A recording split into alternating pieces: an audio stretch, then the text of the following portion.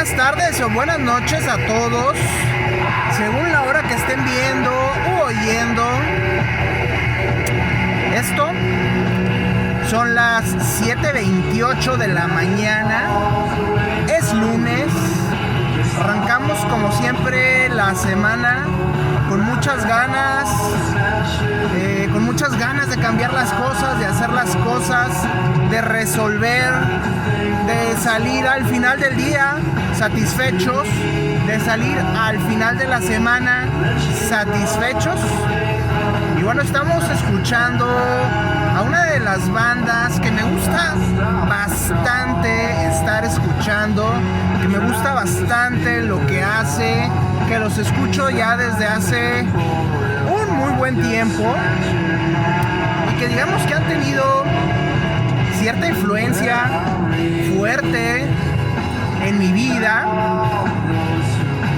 Estoy hablando de la banda Dinosaur Jr., liderada por el señor Jay Macy's.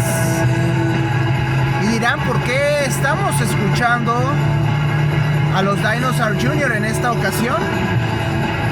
Bueno, lo que sucede es que el 10 de diciembre cumplió años el señor Jay Macy's. Cumplió 58 años, nació en 1965. Bueno, de alguna manera, escuchar la música de Dinosaur Jr. a todo volumen es una forma de rendirle un pequeño homenaje al señor Macy's. Muchos que me conocen saben que no creo en la justicia. Si la justicia realmente existiera, Jay Macy's sería tan grande o más que Kurt Cobain. Y probablemente Jay Macy's estaría muerto como Kurt Cobain, o como Scott Weiland, o como Andrew Wood, o como Chris Cornell. Sin embargo, no es así. Macy's incluso, digamos que en la época cumbre del grunge, del rock alternativo, del rock independiente, en ese momento Macy's decidió ponerle pausa a Dinosaur Jr. y regresar casi 10 años después. Con Macy's no podemos hablar de justicia, podemos hablar de lo correcto, y el señor Macy's hizo lo correcto. Me tocó escuchar a Dinosaur Jr. cuando tendría yo unos 15, 16 años. Mis amigos estaban bien clavados con Iron Maiden, con Black Sabbath, con Deep Purple. Recuerdo que Andrés, uno de mis amigos, por ahí tiene cierta fama, ha tocado con varios grupos que han grabado discos, son reconocidos, y solíamos poner rondas los fines de semana de la música que habíamos descubierto entre semana. Recuerdo haber puesto un disco de Dinosaur Jr. Andrés lo escuchó 15 segundos, lo quitó y dijo no gracias. Así a veces de dogmáticos eran las escenas del heavy metal. Así de dogmáticos éramos, pero tuve la fortuna de adelantarme un poco a la época del melting pot, a la época en que a todo mundo le valía madre ya mezclar géneros. Me adelanté. Tenía amigos que escuchaban pop, que escuchaban The Cure, que les gustaba The Cure. Nos gustaba mucho Just Like Heaven, porque traíamos la onda goticona, oscura. Escuchábamos a los Misfits, a Siouxsie and the Banshees. Entonces escuchar a The Cure no era tan... The Cure lo escuchaba desde la secundaria, como los 13, 14 años. Y era algo que escuchábamos, que no se escuchaba en los círculos que les comento, donde abundaba el heavy metal, pero tenía amigos que escuchábamos a The Cure. Entonces de alguna manera estaba abierto mucho a géneros, a cambiar sonidos.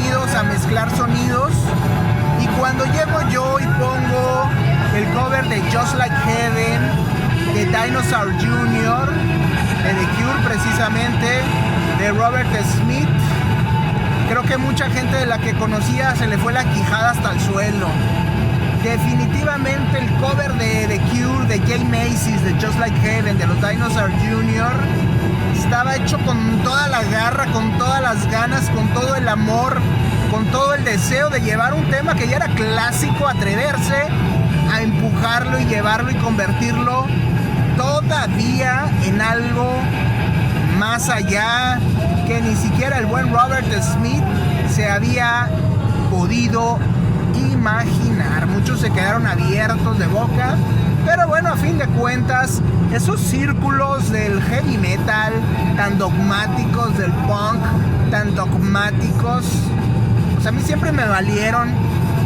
Iba a las tocadas de punk en la Facultad de Filosofía y Letras de la uni.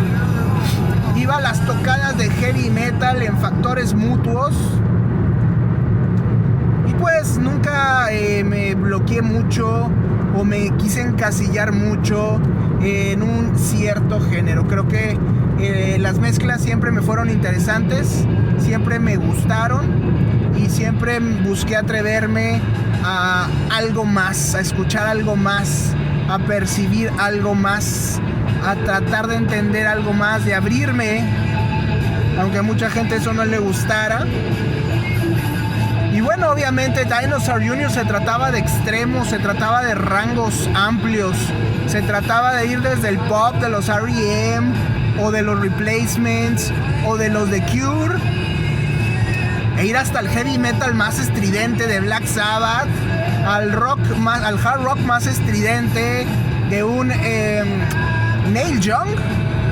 Y bueno, más o menos por ahí iban los rangos. Hace unos días platicaba con unos muy buenos amigos y les decía, yo nunca me sentí extraño, traidor, poser por escuchar a Napalm Death y escuchar a Dinosaur Jr. Después de todo, los mismos miembros o músicos de Napalm Death decían tener influencia de bandas como Repulsion o como Deep Wound.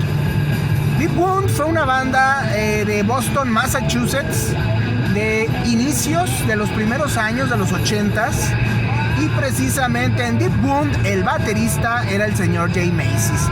En 1983-84 Macy's decide tomar la guitarra y decide fundar Dinosaur. Al principio, después cambiaron a Dinosaur Jr. Decide fundar Dinosaur Jr.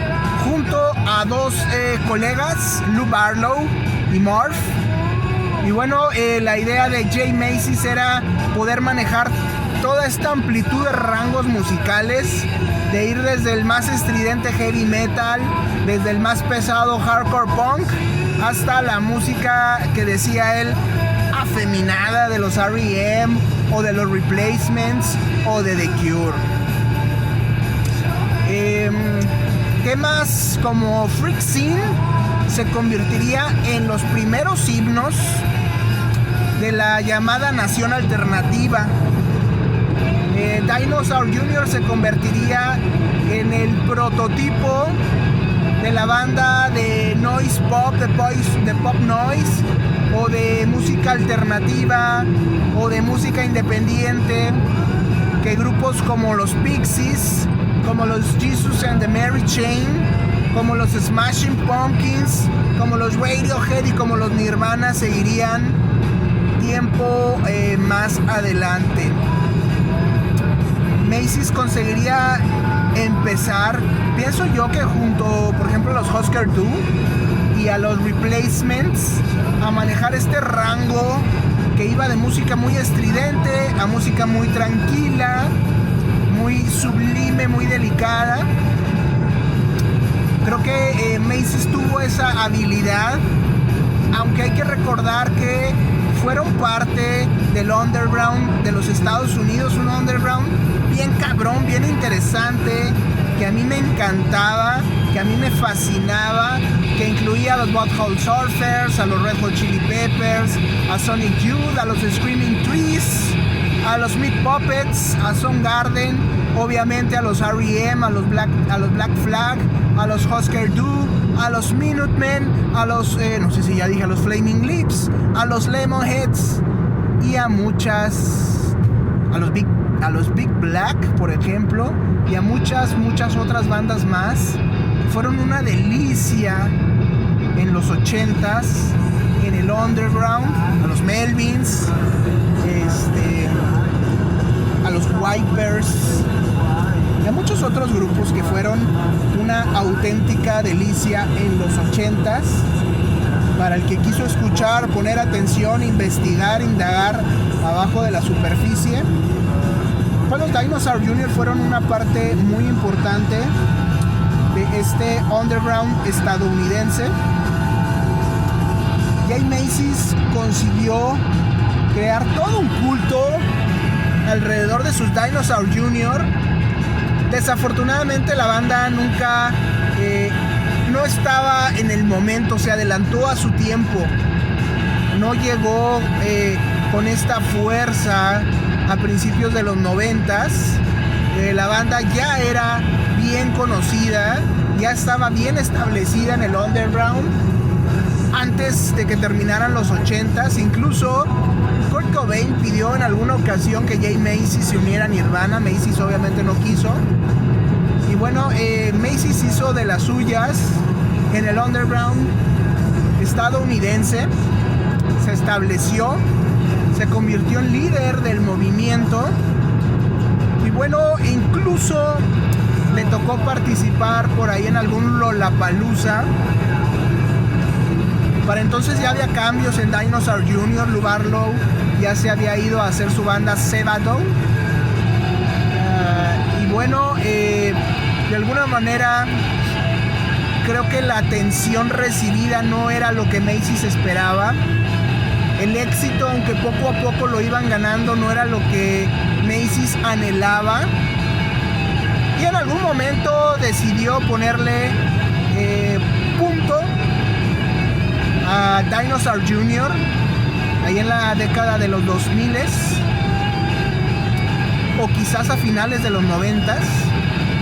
Decidió ponerle punto, suspender, dedicarse a hacer otras cosas. Sacó algunos discos solistas, hizo algunas colaboraciones, produjo un disco muy chingón a la banda conocida como Tad. No sé si produciría muchos discos Jay Macy's, pero ese disco que le produjo a Tad fue una chingonería. Aunque Tad también fue una banda que se merecía mucho, pero en este mundo injusto nunca lo tuvo, y creo que a Tad Doyle, al líder de la banda, nunca le interesó tampoco.